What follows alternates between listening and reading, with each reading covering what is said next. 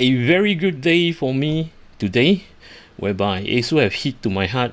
They know that I am very into AIO, especially with the performance and the simplicity of an AIO. Well, for today, I'm going to share with you my experience with this Prime Liquid Cooler 360 ARGB, and thanks to Asus to have provided this unit for me to share with you guys.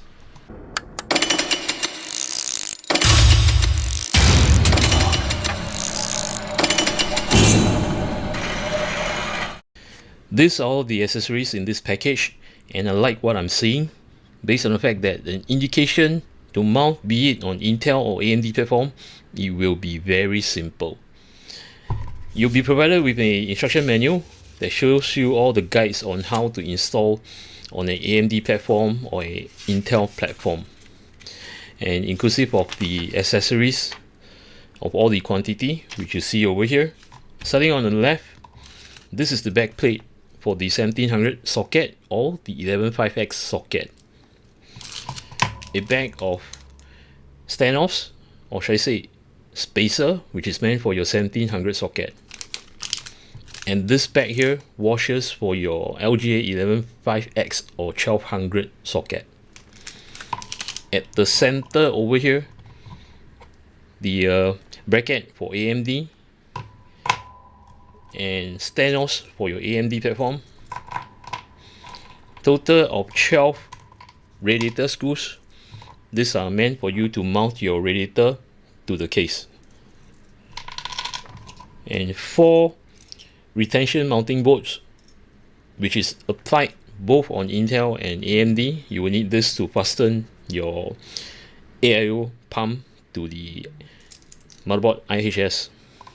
And for this is an interchangeable kind of design template, which I'll show you later.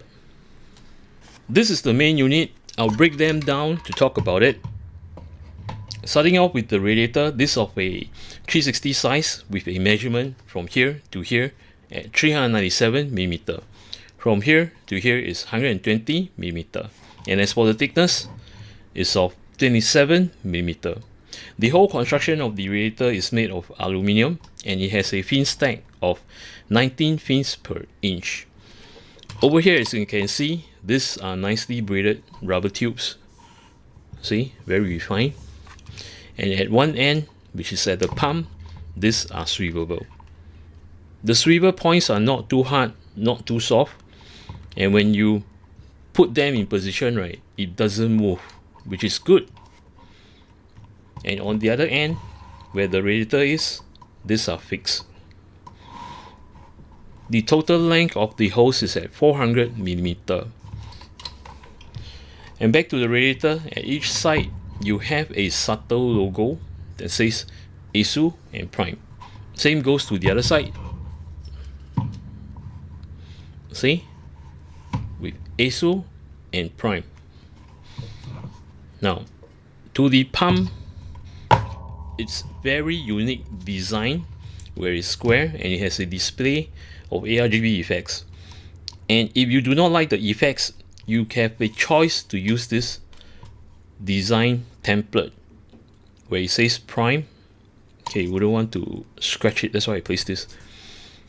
What you need to do is just to remove this cap, and this cap is captive by Manex. You can do it this way, you can do it this way, it doesn't matter. See, you can go around and it will just keep in place.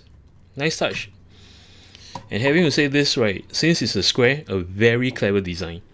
It depends on where you placed your pump, as in like the orientation. Let's say this hose is near the rams, you to place it this way. Okay, if your hose is near to the M.2, yeah, probably you can place it this way too. So you can just rotate depending on how you want to orientate your pump. So once you are happy with the location, okay, you can just use this to cap it on, and that effect will show the prime word instead of the default ARGB, which I will show you later.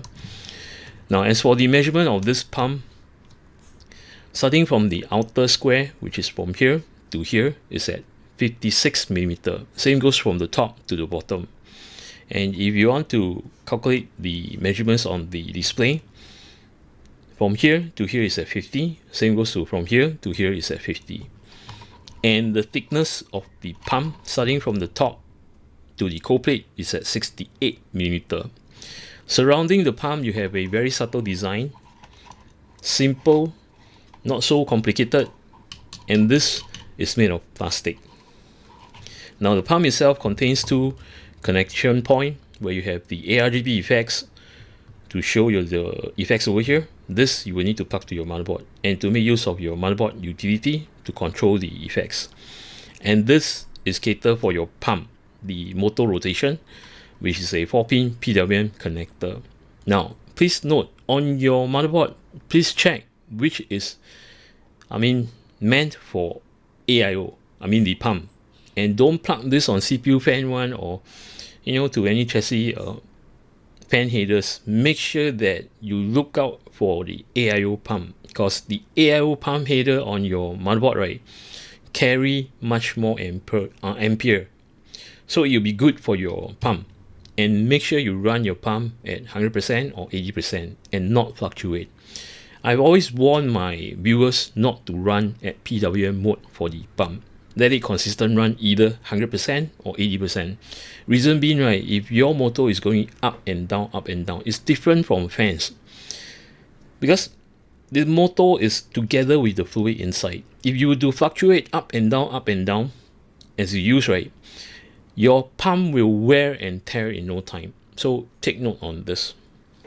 Flipping to the other side, it exposed the big cold plate, which is made of copper and is being pre-pasted. And the specification on this pump, though it's not listed on their official website, I've tested on my system and it reads 3100 RPM, which is a very strong pump. Now, towards a very interesting thing about the whole unit is these fans.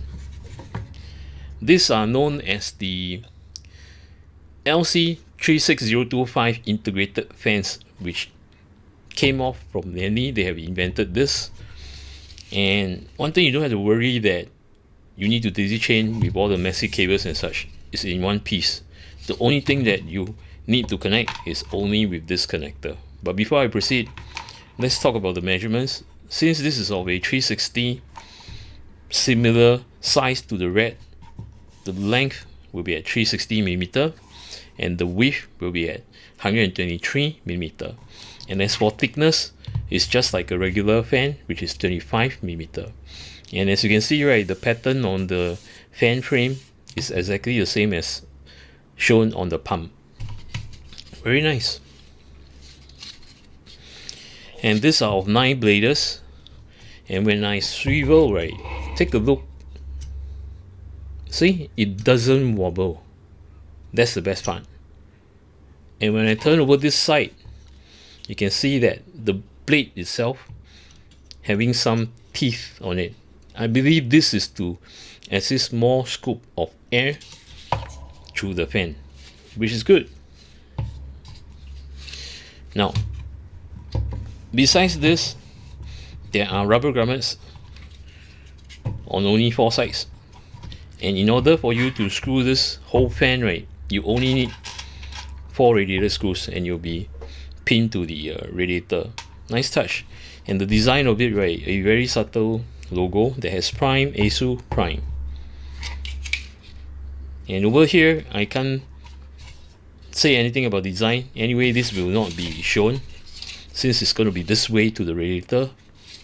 And as for the specs of these fans, they are running on 12 DC and having a minimum RPM of 600 and max of 2200 RPM. Pretty nice. As for amperage, I wouldn't have a clue how much amperage it is, but I believe it's safe for you to plug directly to any of the fan headers. In fact, it should be the CPU fan header. I mean, you will not draw that much amperage, by the way. Safe to use. And as I mentioned to you, there's only one connection point, which is this, a 8-pin connector. So you only have one cable to deal with. No cable mess, no nothing. Straight away to this end. This is the ARGB connector where you connect to the ARGB connector to your motherboard, and it does split to another set where you can put additional ARGB strips and such. And of course, it does come with a 4-pin PWM fan connector. Nicely done. To prepare the Intel platform, first thing you need to know what kind of socket you're using, and make use of the backplate that comes with the AIO. Now I know that this is for 1700 socket, so I will need to push all this out so that the circumference of all these screw threads, right, are meant for 1700 socket. If you are using 1151 or 115X, you will need to push this in. See this in, all of it. But right now I know that I'm going to use 1700, so I'm going to push it out. Make sure you do the same to the rest, which I've already done. Next thing you need to do is to flip your motherboard to the back. And on the back, you can see these holes over here. Just align the back plate, all these threads over here, to the holes. Once this is done, turn your motherboard back. I'm just going to zoom in. See, all these are seated in place with the thread sticking out. And to secure the back plate to your motherboard, make use of this spacer which is provided. Now, no orientation needed. You can go either way. You just need to fix this. One thing I like about the mechanism of how you lock is very straightforward. As compared to those that screws, right, especially at this tight corner, it's very hard to screw unless they are providing you with a tool. But Asus have done it this way. It's easy access. If you want to put it in, just plug in and you'll be secure. If you want to take it out, you just need to, pull it out. It's that simple. So once you have done this, right, on your IHS or your processor, clean with alcohol, then make sure it's clean nicely. As there's a pre-paste over here. Now I'm not going to mount this totally on it. I'm just showing you just an illustration. Once you have cleaned it with alcohol on your IHS, you can just remove this, this plastic cover, and following the 4 guiding holes over here, right, to slot to all this standoff screws. And once you align it properly, when it's in place, just through motion, assuming that this is in, place the retention board. And make sure when you're mounting it, right, don't hold it this way, the wrong way. You have to hold it so that you can screw the retention board. And when you screw the retention board, do it alternately, as in like, let me just put this one side. Assuming the block is there, when you screw the retention screws, right, or retention board, right, make sure you screw it this way, probably 2 turns, then 2 turns over here. So you do it alternately, 2 screws at a time, or should I say 1 by 1 at a time, but do it diagonally so that the pressure of the block will sit evenly to your processor. To prepare for AMD platform, before I go into it, on Intel I've not mentioned of the generation and such, but I did mention that it supports 1151 or 115X socket, inclusive of 1700 socket and also the 1200 socket. Back to AMD, it supports AM4 and AM5. Now, first thing you will need to do to prepare this, you will need to unscrew the screws on the original bracket. In fact, it's in a pair. Then take out the brackets. Take the provided standoffs, which is provided by your AIO. Screw it down. Let me zoom in and show you. Screw it down. Now you don't have to over tighten it, just hand tight will do, so long it's secure in place. So check all the areas, make sure it's hand tight. Once this is done, prepare the pump. Now as for the pump, make sure that you unclip this bracket, which is meant for Intel. Switch it to the AMD. Okay. Now, if you notice, right, this is rounder surface and this is flat surface. Have the flat surface facing downwards and the round surface facing towards that side. Okay, what I'm trying to say is that, say this is rounded and this is flat. See, this is flat. One side round, one side flat. So the flat side is always facing the bottom, which right now is the bottom. So you plug it in. Now, as for AMD socket, right, you will only have one orientation that you can do, which is having the tube or the butt facing the RAMs. Okay, you can only have one direction. If you want to do the other direction, right, this might hit the rear BRM heatsink. So make sure you do it this way. Okay, let me just put it closer. Alright, this is the way. And again, similar to how you mount the Intel, right, you have 4 holes over here, match with this. So once you have prepared the bracket, next thing you will need to do, clean your processor or IHS with alcohol. Make sure it's dry, make sure it's clean. Once that's done, over at the pump block, remove this plastic cap, which I'm not going to remove right now because I'm going to do on the texture. I want the prepaste to be test on the actual run, just to go through the simulation of how it's being done. So remove this, align it where your butt is facing the swivel point is facing the RAMs, and to put in place to this 4 screw thread. And again, once you're done with this, right, make use of the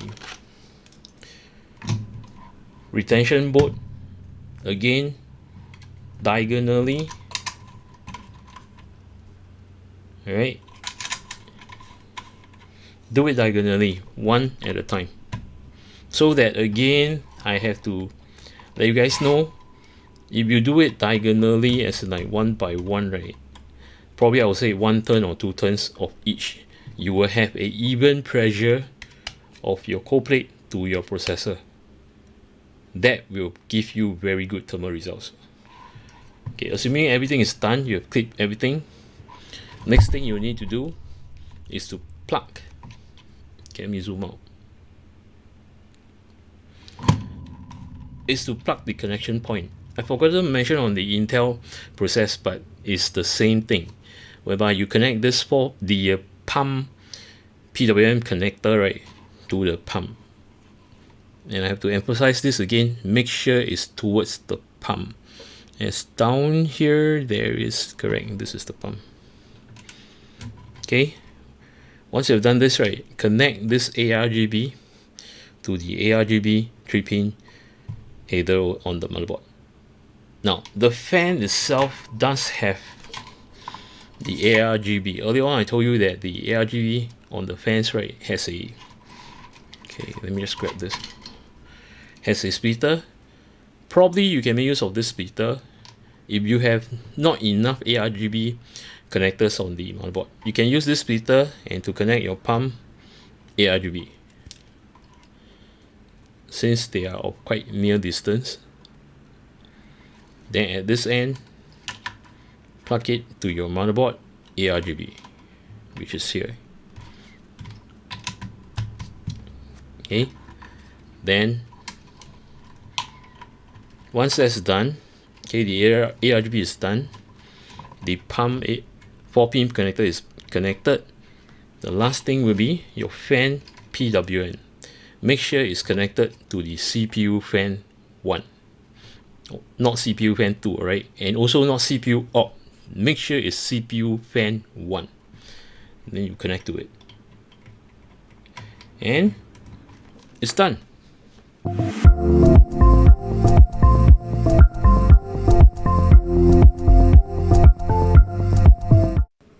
just an illustration, this is how it looks like. I'm cycling through the colors.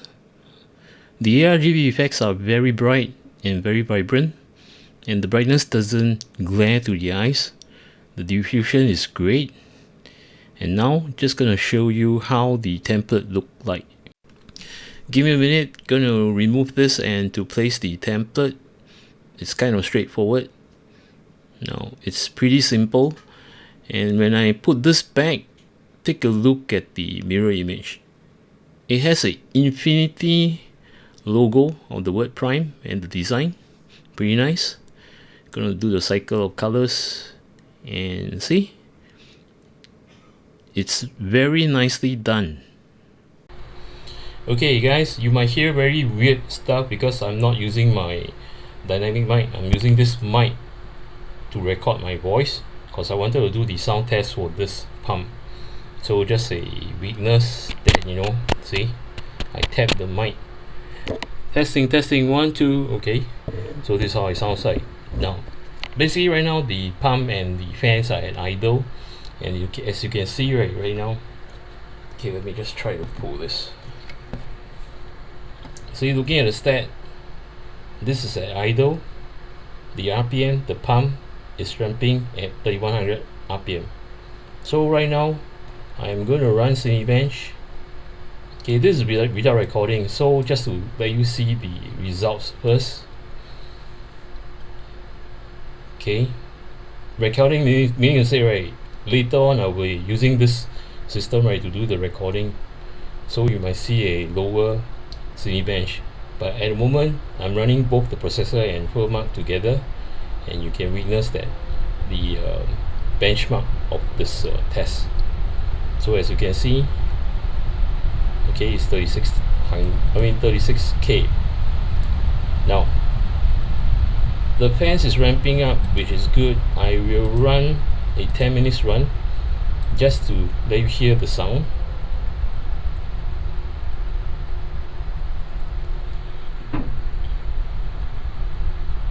I'll wait for the fan to ramp up, and I'll keep silence for a while. Now do note, you might hear fan noise because the fans are blowing through this direction, so my mic might pick up the air blowing. Okay, as you can see right now, ramping up, the CPU fans is at 2300 RPM and the pump is at 3000, and this is how it sounds like. I'll keep my mouth shut for a while.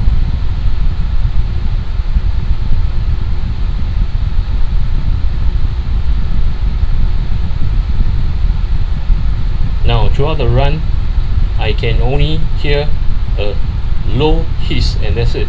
If you guys are hearing the fan noise, right, okay, I'm just going to elevate the fan up, the microphone up to this position, away from the fan. I'm still ramping up. See, this is at 2300 RPM for the fan, and the pump at 3100 RPM, and it has full load. So I'm loading firmware together with Cinebench so that to stress on the integrated graphic card and the processor. So this is how it sounds like when I elevate the microphone away, which is not seated on the same level where the air is blowing directly to the microphone, and this is how it sounds like.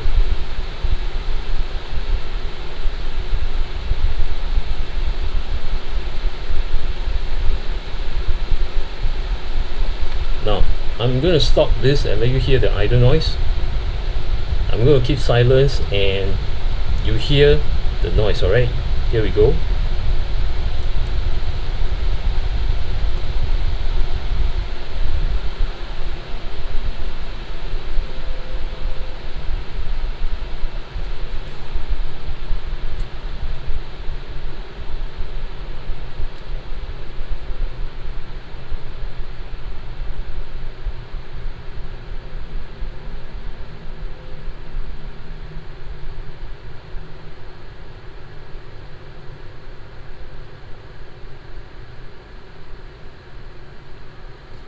Okay, that's the idle of the pump and the fans.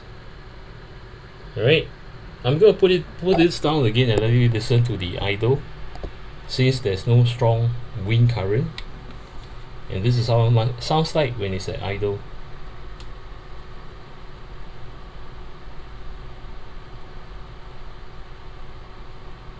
Do you guys hear anything? I can hear nothing.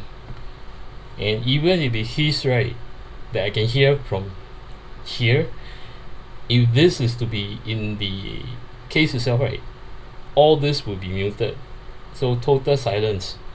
Now, as mentioned, right, because I wouldn't know whether did it pick up the fan blowing when it's actually ramping up, but I'm sure right now, over at this level, right, since the air is still blowing through the radiator, right, my mic is not picking up because it's not strong, it's at idle. Now, this is how it sounds like when the mic is away from the pump.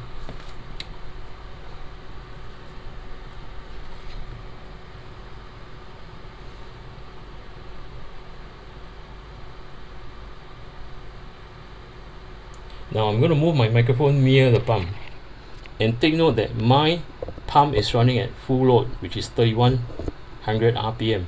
See, as you can witness over here, 3100 RPM.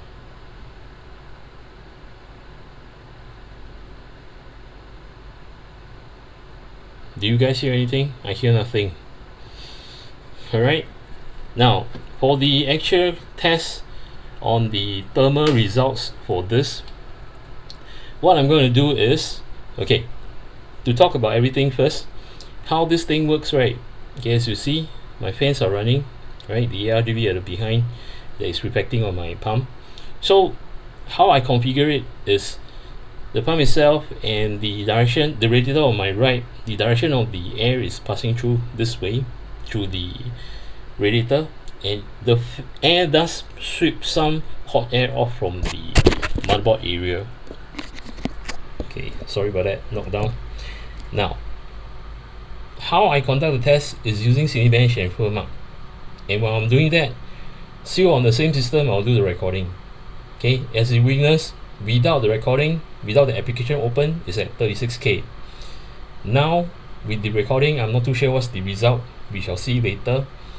And how I do the test is that I will test 30 minutes, let it sit, let the AIO sit, and let it idle for 5 minutes. I'm gonna run another test 30 minutes and let it idle for 5 minutes, and again I'm gonna run 30 minutes and let it idle for 5 minutes, and the final test will be the 10 minutes, that what you've been watching. Why do I have to do so much steps? Basically, I just want the liquid cooler, the pump head, right, to settle down on the IHS. Alright, I'm going to do the recording and I'm going to show you the results. As I explained my methodology to you on how I conduct the test, which is 30 minutes run, 5 minutes idle, 30 minutes run, 5 minutes idle, another 30 minutes run, and idle at 5. Reason for that, as I mentioned, I just want the air cooler, the pump head, to settle down on the system itself. And this, what you see, right, is a recording of the last 10 minutes. In fact, if you look at the timer over here, this was the last round which I done, which is the 30 minutes and the 5 minutes idle. And normally I'll do a reset for each round. Just want to see what's the max boost time and such. Alright, the configuration of my system is pretty straightforward. It's using a Ryzen 9 7950X on a B650M mortar from MSI, the motherboard, and the RAMs that I'm using a King Bang Dark Heatsink 32 gig kit, and these are the timing at what voltage. Then I did something on the UEFI, which is to enable the PPO2, as I've set a manual configuration of PPT 192 watt, TDC at 152 ampere, and EDC at 170 ampere. All these stats, right, will reflect on Ryzen Master as I do the recording. So to show you that I have not done any alteration, see the PPT, the TDC, and the EDC matches over here. And the curve optimizer magnitude, I've set it to -15 with a vCore offset of -0.05. And my room temperature Many have witnessed this, believe it or not, throughout consistently, without aircon, be it day or night, I'll be having this temperature. Yeah, it's very hot. So it will be surprisingly if this good result does good. Okay, so let's just run. Now, based on the fact that this is being recorded on the same system, meaning to say the recording application is on the same system, the Cinebench that I've shown you earlier without the recording during the sound test is at 36K. So right now I'm just going to run a single run first, which you will see. Okay, I run. Let me just fast forward.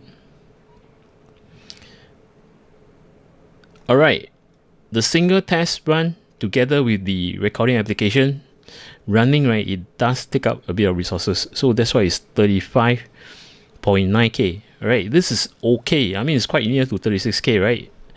Alright, then I begin to run the test the last 10 minutes. So as I run, see, I'm showing you that I'm changing to 10 minutes and let it run. So it's running. The temperature picking up. Now, I'm not going to waste your time. I'm going to drag it all the way to the last 2 minutes. Okay, witness the timestamp. The last 2 minutes. Okay, probably around here. So during the last 2 minutes, when I run the test, right, take a look at the temperature. 82 degrees Celsius with all this configuration. For those of you who actually witness of what I've done with my previous benchmark, having the same settings and everything together with the room temperature at this room temperature, there is only one Liquid AIO that can do 81 degrees Celsius, which is the Arctic liquid freezer. And surprisingly, the rest will not be able to, sustain at that temperature. Oh wait, it's actually the, okay, probably later I'll take a look at the final results and I'll let you guys know. Probably it's actually the Arctic liquid freezer or the Performance Galahad 2 Trinity from Lenny.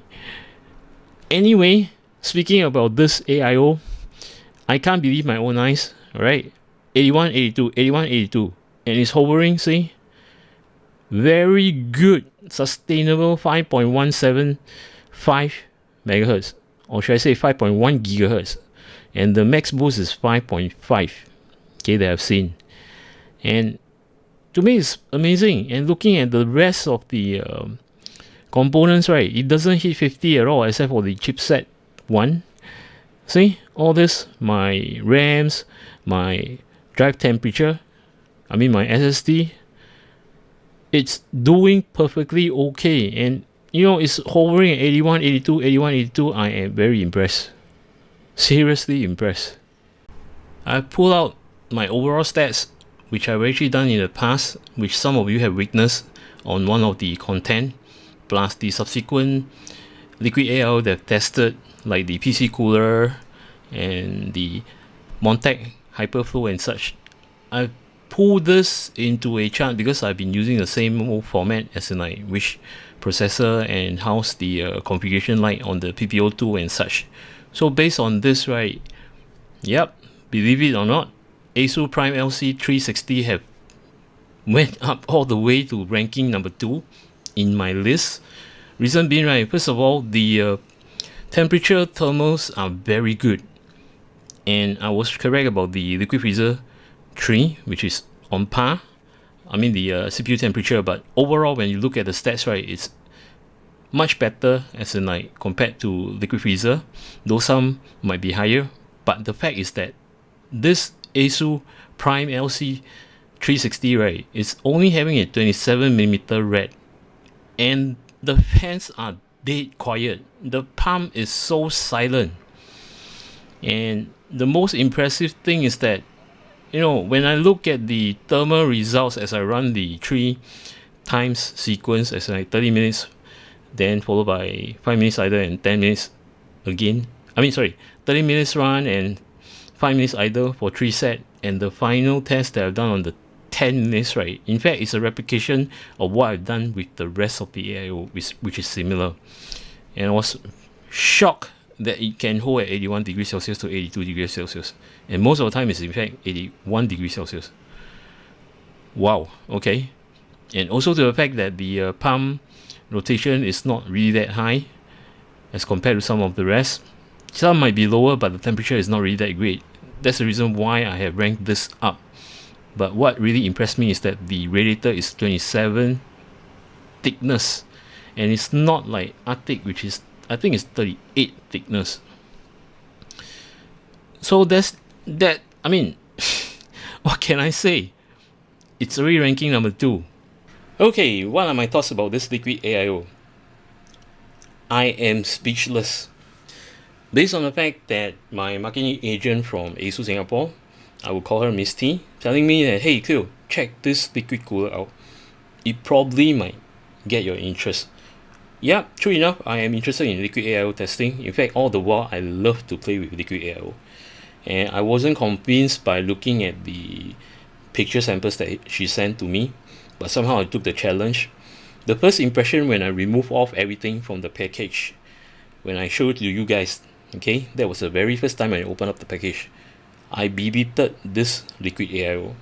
The first thing that came into my mind, it's so tiny. How can it perform? Next is the radiator. It's at 27mm. Then when I look at the fans, right, hey, something is very different. Probably it can perform, because based on the fact that there are no gaps, you don't have to interlink with each other. There are no cable mesh at all. It's just one whole piece. All is needed is just one piece of cable connected to your ARGB and connected to the PWM fan header on your motherboard, and that's it. And it makes cleaning so much easier. As in, like, you just remove all screws, take it out, clean, put it back, and plug the cables back, and that's it. Anyway, my thoughts about this whole block of fans, right, I think it might work it out. So to my surprise, when I was conducting the noise test, in fact I redone the methodology that I've explained to you, as in like 30 minutes, then 5 minutes idle, 30 minutes again, 5 minutes idle, final 30 minutes, 5 minutes idle, and the final recording, right, I redone that. I am giggling and, you know, like laughing out loud to myself, saying that, should I just tell you guys straight that this is a very good air cooler, I mean liquid cooler? But I stopped there. It's like, you know, I've been holding my laughter and excitement about this Liquid AIO. So when I show you the results, right, I'm actually with joy, and, you know, it's like the excitement is there. Okay, this is just my excitement. What I'm trying to say is that I'm so sorry that I deleted this Liquid AIO. It does perform very well, and it's a top charter, ranking number 2, beating Arctic Liquid Freezer 3, based on the fact that this is a 27mm rad, and that was a 38mm rad, and that was a bigger pump, I should say a bigger size loop, and the RPM, I should say, is around there, but this is stronger. And also the fact that how it's been architectured, I BB'd it, but to my surprise, shock, the moment when I look at the results, my hands are shaking. Okay, I was like, what is going on? So this is how I feel the excitement of this liquid cooler. Which, do I recommend this to you guys? Well, at the moment, yes, I would definitely 100% recommend this liquid cooler to you guys. But the thing is that, got to watch out the price. As this Liquid AIO is new in the market, I wouldn't know how much does this cost. If it is USD below 200, definitely a go. And if it is Singapore around 150 bucks, I won't hesitate, I will just buy this Liquid AIO. That's for sure. That is my take, my personal opinion. Alright, with this said, thank you Misty from Asus Singapore to have provided this unit for me to share with my guys. And for those of you who actually enjoyed my content, especially the new ones, welcome to my channel. If you like my content, do remember to subscribe and to click on the notification bell button. Till then, take care, goodbye, see ya.